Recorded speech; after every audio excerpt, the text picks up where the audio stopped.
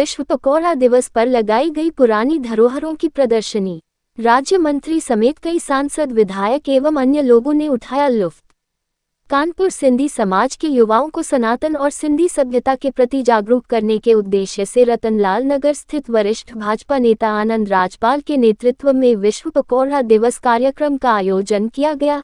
इस दौरान प्रांगण में पुरानी धरोहरों की प्रदर्शनी भी लगाई गई थी, जिसे देखकर वहां पर मौजूद लोगों में खासा उत्साह देखने को मिला। प्रदेश सरकार के राज्य मंत्री अजीत सिंह पाल समेत सांसद रमेश अवस्थी, मेयर प्रमिला पांडे, विधायक सुरेंद्र मथानी समेत कई विधायक, सांसद एवं समाजसेवी ने अपनी भागीदारी सुनिश्चित की।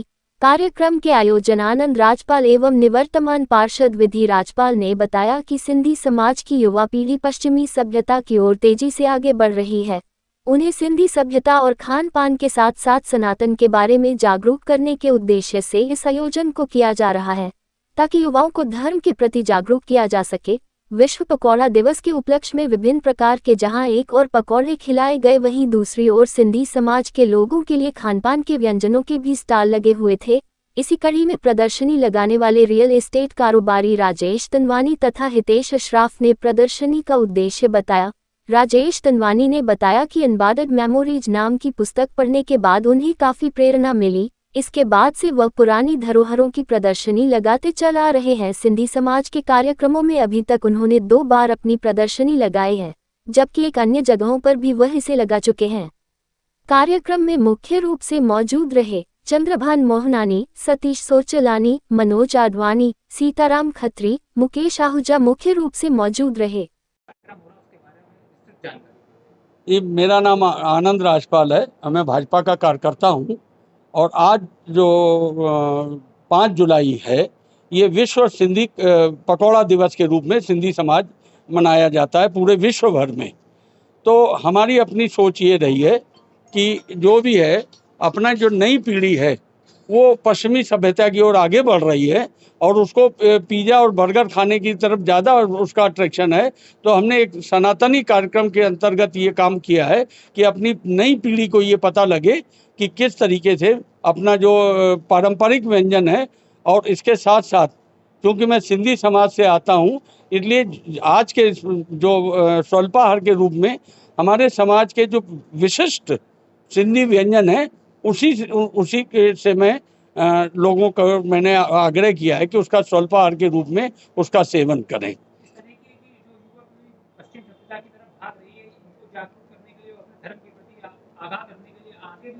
जी, अब उसका आगे तो नहीं, मैंने इसी समय किया है। 2 तरीके की एग्जीबिशन यहाँ लगाई है, जिसमें एक तरीके की एग्जीबिशन में पूरा जो अपने पुराने ज़माने में चौपाल होती थी गाँव में, उस चौपाल का पूरा सारे सामान वहाँ चौपाल का स्वरूप दिया गया है। और इसी तरीके से एक अलग तरीके का ट्रेंड बना है, जो अपनी माताएं पहने पुराने ज़माने में जो भी चीज़ें, बर्तन, चूल्हा, चक्की और सिलबट्टा, ऐसे सारे आइटम, मिट्टी के बर्तन, सारे आइटम जो है वो यहाँ पे है। मेरा आप लोगों से आग्रह है कि उसके भी फ़ोटो खींच करके अगर समाज को आपके माध्यम से अगर जाएगा तो एक अच्छा संदेश जाएगा। अतिथि के रूप में मैंने सारे हमारे जो भी प्रमुख गण हैं, चाहे भाजपा के हों, चाहे सपा के हों, चाहे बसपा के हों, मैंने सभी लोगों को आग्रह किया है। तो मेरे लिए जो भी व्यक्ति यहाँ आएगा, चाहे मेरे समाज का होगा या पूरे शहर का होगा, वो मेरे लिए वही विशेष स्थिति है। आज हमारे कार्यक्रम में जो मैंने सब लोगों से निवेदन किया है, लगभग 5000 लोगों के इस कार्यक्रम में मुझे और मेरी बेटी को आशीर्वाद देने के लिए लोग ऐसा आएंगे, ऐसा मेरी उम्मीद है। कितने बजे शुरू होगा, कितने बजे तक रहेगा? ये कार्यक्रम जो है प्रातः 11 बजे से चालू हो रहा है और रात्रि 9 बजे तक रहेगा। जो भी सज्जन को सपरिवार हम लोग ने निवेदन किया है, तो जो भी परिवार जिस समय उसका समय उसके पास उचित रहेगा, मैंने उनसे आग्रह किया उसी समय आएँ।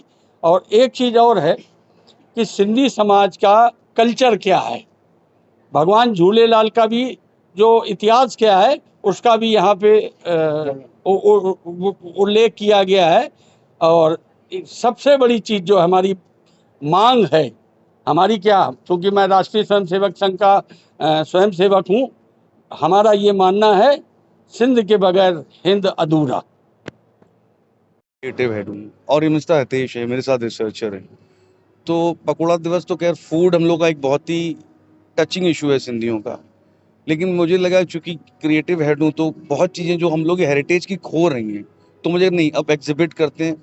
मुझे अच्छे से याद है जब मेरे फादर अलाइव थे तो हम लोग आपस में फादर लोग दूसरों से मिलते थे, पूछते थे आप सिंध में कहाँ से हैं, और वो क्वेश्चन ही खत्म हो गया क्योंकि थर्ड जनरेशन आ गई हमारी। तो मुझे लगा नहीं लगा ऐसे ही हमारा हेरिटेज भी जा रहा है, हमारे रिचुअल्स जा रहे हैं, हमारी लैंग्वेज स्क्रिप्ट तो ऑलमोस्ट चली गई है।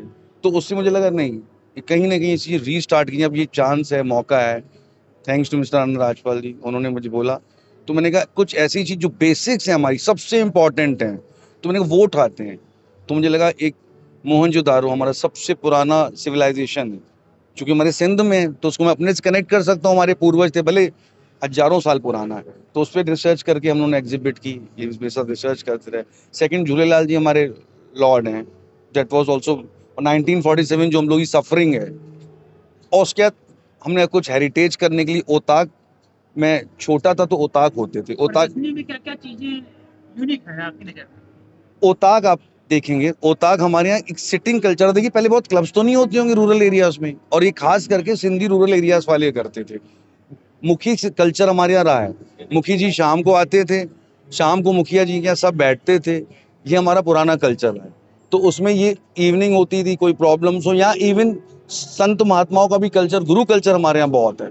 तो जो गुरुओं को भी जैसे इस विलेज में आए वहाँ बैठना, तो इस तरह से ओताक एक अपने आप में फीचर था, वो एक अपने आप में एक स्टोरी थी। अब ओताक, ओताक इज अ बैठक, ओताक इज अ बैठक जिसको हम लोग कहते हैं, और वो पब्लिक गैदरिंग बेसिकली मेल्स के लिए होता है, वो फीमेल्स के लिए नहीं।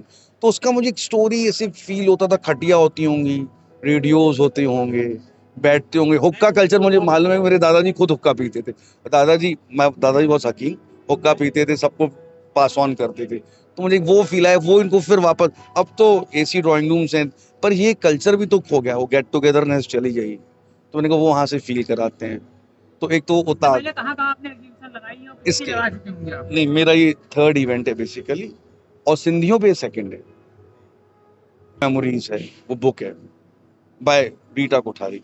वो मेरी सिस्टर बेसिकली मेरे फादर को गिफ्ट देके गई थी वो बुक, पर वो ऐसे ही घूमती रही हमारे घर में फॉर 6 मंथ्स इधर उधर। फिर मैं कैजुअली लखनऊ काम करता तो ले गया, वो ऐसे में रात को पढ़ रहा था, फिर वो जो स्टोरी थी उसने मुझे गूज बम्स दिए कि नहीं वो एक्चुअली हमारे फोर फादर्स का जो पार्टीशन का पेन है वो खो गया, हम लोग डिस्कस ही नहीं करते हैं। हर फैमिली की एक अपनी स्टोरी है सर, हर फैमिली की एक अपनी स्टोरी है। हाँ हमारे यहाँ मतलब आप सोचिए, हम तो कहते हैं हमारी कम्युनिटी बर्थ ही 80 साल पहले हुआ है, सब खो के चले गए, जीरो से स्टार्ट किया हम लोग ने यहाँ पे आते ही। तो फिर वहां से मुझे लगा नहीं, वो बुक पढ़ी, मुझे फिर लगा मेरा और इंटरेस्ट जागा कि और हिस्ट्री को जानते। फिर मैंने अपनी ब्रॉड कर दी अपनी सोच को कि pre partition, partition and post partition, 3 चीज़ों पे हम लोग काम करते हैं। काम का मतलब मुझे इंटरेस्ट जागा, फिर मैं बुक्स मंगाने लगा, डिस्कशंस होने लगे। फिर मैंने और जाना कि सिंधी स्टेट बिजनेस भी हूँ, पर अब वो बहुत पेनिट्रेशन हो गया है, इसमें बहुत पेनिट्रेशन हो गया, मतलब ये